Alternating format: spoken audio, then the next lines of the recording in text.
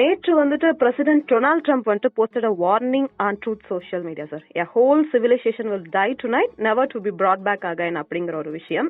இந்த ஒரு வார்னிங் பதிவு உலக நாடுகளிடையே பெரிய அதிர்வலையை ஏற்படுத்தியதுன்னே சொல்லலாம். ஆனா தற்போது ஈரான் மீதான தாக்குதல் 2 வாரங்களுக்கு ஒத்தி வச்சிருக்கதா ட்ரம்ப் அறிவிச்சிருக்காரு. இதுக்கு முக்கிய காரணமா பாகிஸ்தான் பிரதமர் ஷெஃபாஸ் ஷெரீப் மற்றும் ராணுவ தளபதி ஆசிப் முனிருடனான ஆலோசனை அடிப்படையில தான் இந்த ஒரு முடிவு எடுத்திருக்கதா தகவல் வெளியாகி இருக்கிறது. சோ இத பத்தி நிறைய விஷயங்களை தெரிஞ்சுக்கிறதுக்காகவும் என்னென்ன டிமாண்ட்ஸ் அப்படிங்கறத தெரிஞ்சுக்கிறதுக்காகவும் நம்மோட இன்னைக்கு political section editor Hariharan sir இணைஞ்சிருக்காங்க. So good morning sir. Very good morning. It's actually a good morning. Yes sir. So what behind sir? Why did Trump pull back on his Iran strikes? Is there any particular reason or demand sir? அவருடைய முக்கியமான demand இந்த கட்டத்துல இந்த Straits of Hormuz, இந்த ஜலசந்தி Hormuz நீரிழைய திறக்கணும் அப்படிங்கிறது தான் பிரதானமான ஒரு டிமாண்டாக இருந்தது. அது சர்வதேச பொருளாதாரத்துல எவ்வளவு பெரிய தாக்கத்தை ஏற்படுத்தியதுங்கிறத பார்த்தோம். எண்ணெய் விலை உலகெங்கும் எப்படி உயர்ந்தது அப்படிங்கறத பார்த்தோம். எப்படி பல போக்குவரத்து தடைப்பட்டது, குறிப்பாக ஆசியாவுக்கு நம்ம போன்ற நாடுகளுக்கு வர வேண்டிய எண்ணெய் மட்டும் தான் நம்ம பார்த்துட்டு இருந்தோம். எண்ணெய், எல்என்ஜி, ஹீலியம், அடிப்படையான அலுமினியம், இந்த மாதிரி நிறைய மூலப்பொருட்கள் போக்குவரத்தே தடைப்பட்டிருந்தது. ஈரான் சில எக்ஸப்ஷன்ஸ் கொடுத்தாலும் கூட வழக்கத்தை விட ரொம்ப குறைவாக ஒரு 90% அங்க போக்குவரத்து குறைந்திருந்ததை பார்த்தோம். உலகத்துடைய எண்ணெய் தேவைய 20% அளவுக்கு நடக்கக்கூடிய ஒரு இடமாக இந்த ஹார்மூஸ் நீரிழைதான் இருந்தது. அதை ஒரு லெவரேஜா இந்த போர்ல அவங்க பயன்படுத்தினாங்க.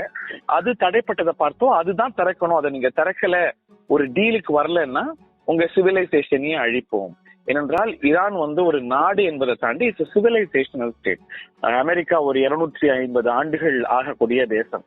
ஈரான் அப்படிங்கிறது பல்லாயிரம் ஆண்டுகளாக இன்னைக்கு என்ன பார்டர்ஸ் இருக்கோ அந்த பார்டர்ஸ் அடிப்படையிலேயே ஒரு நாகரிகமாக பல வல்லரசுகள், உலக வல்லரசுகள் கோலோச்சிய ஒரு இடமாக ஈரான் இருக்கிறது. அதை அழிப்போம் அப்படின்னு சொன்னார். இன்னும் சொல்ல போனா பல சர்வதேச சட்ட வல்லுநர்கள்லாம் இப்படி மிரட்டுவதே ஒரு போர் குற்றம் அப்படிங்கிறாங்க. ஒரு சிவிலைசேஷன் எப்படி அழிக்க முடியும்? ஒரே இரவுல அழிக்க முடியாது. சோ அதுல இருக்கிற இன்சினியேஷன் என்ன அப்படின்னா அவர் அணு ஆயுதத்தை பயன்படுத்தக்கூடும் அப்படின்னு மறைமுகமாக மிரட்டுறாரு அப்படின்னு. இந்த மாதிரி மிரட்டுதல்களை டொனால்ட் ட்ரம்ப் பல கட்டங்கள்ல செஞ்சிருக்காரு. அது அப்படியே அப்சல்யூட்டா ஃபாலோ பண்ணது இல்லை அப்படிங்கறதையும் பார்க்கிறோம். அவருடைய ட்ரேட் டீல் எல்லாம் நம்ம பார்த்தோம். இப்படிதான் உச்சபட்ச மிரட்டல்கள் வைப்பார். அது அவருக்கு அனுகூலமான ஒரு ட்ரேட் டீல கொடுத்திருக்கு. இப்போ ஒரு தற்காலிக நிறுத்தத்துக்கு வந்திருக்கிறது. இது எவ்வளவு நிலைக்கும் அப்படிங்கறத நம்ம பொறுத்திருந்து பார்க்கணும். Okay sir. இப்போ கிட்டத்தட்ட 39 நாட்கள் நடந்த இந்த போர் முடிவுக்கு வந்துருச்சா? 2 வாரம் இந்த ஹால்ட் முடிவுக்கு வந்துருச்சா அப்படிங்கறத நம்ம ஒரு பாசிட்டிவ் சென்ஸா எடுத்துக்க முடியுமா? இப்போதைக்கு அப்படிதான் எடுத்துக்க முடியும். ஒரு ஆஃப் ரேம்ப் தான் டொனால்ட் ட்ரம்ப் விரும்பி இருக்கிறாரு. அவரும் அதை மேற்கொண்டு பெருசாக்க விரும்பல அப்படிங்கிறது தான் நமக்கு தெரியுது. அதுக்கு காரணம் உள்நாட்டு அழுத்தம், சர்வதேச அழுத்தம். என்ன நோக்கத்துக்காக இதை ஆரம்பிச்சாங்களோ அதை அவங்க இலக்கை எட்ட முடியல அப்படிங்கறத பார்க்கணும். அதனால இலக்குகளையே மாற்றிட்டாங்க அப்படிங்கறத பார்க்கணும். இந்த போரை தொடங்கும் பொழுது அவர் வீடியோல அறிவிச்சார், அங்க ரெஜிம் சேஞ்ச், ஆட்சி மாற்றத்தை கொண்டு வருவோம் அப்படின்னார். அதுக்கப்புறம் அங்க இருக்கக்கூடிய அணு ஆயுத சக்தி பெறாம ஈரானை தடுப்போம் அப்படின்னார். ரெண்டுத்திலயும் அவர் எவ்வளவு வெற்றி பெற்றிருக்காருங்கிறத நம்ம சீர்தூக்கி பார்க்கணும். ஒன்னு ரெஜிம் சேஞ்ச், அங்க அயத்துல்லா கமேனிய அவர் கொன்னுட்டாரு அந்த ஆபரேஷன்ல. அதுவும் அமெரிக்கா கொல்லல. அந்த ஆபரேஷன் குறிப்பாக கமேனிய கொன்ன ஆபரேஷனை இஸ்ரேல் செய்தது. மற்றதெல்லாம் அவங்க ஜாயிண்டா செஞ்சாங்கிறத பார்க்கணும். இதுலயும் கூட ஒருங்கிணைப்பு இருந்திருக்கிறது. அவரை கொன்னுட்டார். அதனால அங்க அப்படியே அமைப்பு மாறிடுச்சா, அங்க ஈரான் மக்களை ஒடுக்குறாங்க, அடக்குறாங்க, அதனால இந்த அமைப்பை மாற்றணும் அப்படின்னாரு. தலைவர் போனார். அவருக்கு ஏற்கனவே 86 வயது. இன்னும் சில ஆண்டுகள்ல அவரே போயிருக்க கூடும். அவர் போய் அவருடைய மகன் வந்திருக்கிறார். இன்னும் சொல்ல போனா இன்னைக்கு யார் யாரெல்லாம் கொல்லப்பட்டு மாற்றா வந்திருக்கிறாங்களோ அவங்க எல்லாம் இன்னும் ஹார்ட்லைனர்ஸ் அப்படிங்கிற ஒரு புரிதலும் கூட இருக்கிறது. ஆனால் டொனால்ட் ட்ரம்ப் 1 முறை இல்ல, 2 முறை இல்ல, 3 முறை ஆட்சி மாற்றம் வந்துச்சு அப்படிங்கிறார். அது யாருமே ஏத்துக்கிறதுக்கு தயாராக இல்லை. எந்த அமைப்பு இந்த போர் தொடங்குறதுக்கு முன்னாடி அங்க ஆட்சியில இருந்ததோ தலைகள் மாறி இருக்கலாம், ஆனா அந்த அமைப்பு அப்படியே தான் இருக்கு அப்படிங்கறத பார்க்கிறோம். It stands very much.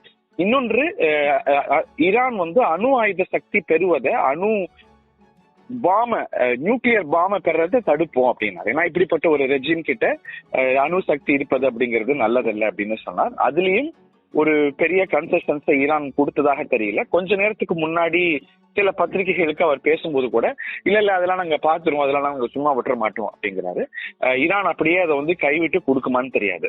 ஏனென்றால் ஈரான் கிட்ட சர்வதேச அளவுல ஒப்புக்கொண்ட ஒரு விஷயம். There is a consensus among. கிட்டத்தட்ட ஒரு 445 கிலோ அளவுக்கு செறிவூட்டப்பட்ட யுரேனியம் இருக்கு. அதாவது அது 60% செறிவூட்டி இருக்கிறாங்க. அதை 90% இன்னும் ஒரு கட்டம் செறிவூட்டினா அது அணு குண்டாக மாறிவிடும். அந்த அளவுக்கு செறிவூட்டப்பட்ட யுரேனியம் அவங்கள்ட்ட புதைத்து வைக்கப்பட்டிருக்கிறது. அதை அவங்க கைவிட்டுறாங்களா இல்ல இப்போ பேச்சுவார்த்தைகள்ல ஒரு டீல் அதை ஒப்படைச்சிருவாங்களாங்கிறதெல்லாம் வெரி லாங் ஷாட். இன்னும் நமக்கு தெரியாத ஒரு விஷயம். என்ன நமக்கு தெரிஞ்சிருக்கு அப்படின்னா, அந்த நீரிழைய திறந்து விடுறதுக்கு அவங்க ஒத்துக்கிட்டுறாங்க அப்படின்னு தெரியுது.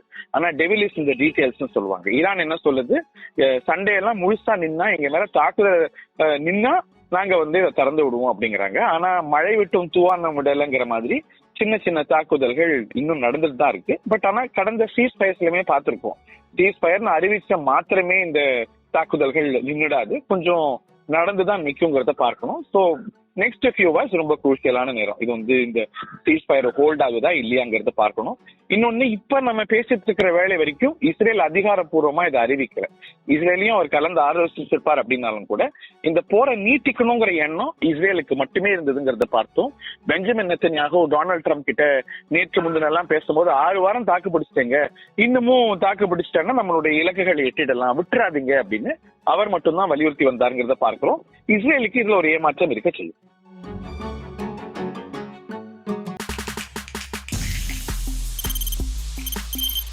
தவிர்க்க முடியாத தம்ப்நெயில்ஸ், கலக்கலான கண்டென்ட்ஸ், சினிமாவும் சீரியஸ் பிரச்சனைகளும், பல வருடங்கள் இடைவெளிக்கு பிறகு இந்த படத்துல ஒரு கலகலப்பும் கைகலப்பும், போயிட்டே தான் இருக்காரே தவிர பிரேக்கே இல்லாமல் பிரேக்கிங் நியூஸ் சொல்லும் தந்தி டிவி ஆப். இன்ஸ்டா தலைமுறை வரை இறங்கி அடிக்கும் தந்தி டிவியின் டிஜிட்டல் எக்ஸ்க்ளூசிவ். அது தண்ணிக்குள்ள போகும்போது ஹேங் ஆயிடுச்சு. உங்களுக்கு விஜய் சார் எந்த அளவுக்கு ரொம்ப பிடிக்கும்? Of course, Malayalis are huge Vijay sir fans. ரெண்டு பேருமே ரொம்ப பிடிக்கும் எனக்கு. தந்தி டிவி ஆப்பை இலவசமா டவுன்லோட் செய்யுங்க. ஃபாலோ பண்ணுங்க, சப்ஸ்கிரைப் பண்ணுங்க, என்ஜாய் பண்ணுங்க. 2.73 கோடிக்கும் அதிகமான மக்களின் உள்ளங்களை வென்ற தந்தி டிவியின் டிஜிட்டல் தளங்கள், 1.26 கோடி யூடியூப் சப்ஸ்கிரைபர்ஸ், 47 லட்சம் ஃபேஸ்புக் ஃபாலோவர்ஸ், 26 லட்சம் இன்ஸ்டாகிராம் ஃபாலோவர்ஸ், 23 லட்சம் எக்ஸ் ஃபாலோவர்ஸ், 11 லட்சம் தந்தி ஆப் டவுன்லோட்ஸ், 30 லட்சம் வெப்சைட் மந்த்லி ஆக்டிவ் யூசர்ஸ், 14 லட்சம் வாட்ஸ்அப் ஃபாலோவர்ஸ். அசுரபலம் கொண்ட எங்கள் டிஜிட்டல் கரங்களில் உங்கள் விளம்பரங்களை சேர்க்க வாட்ஸ்அப் பண்ணுங்க 8939888378. Email advt@dttv.in.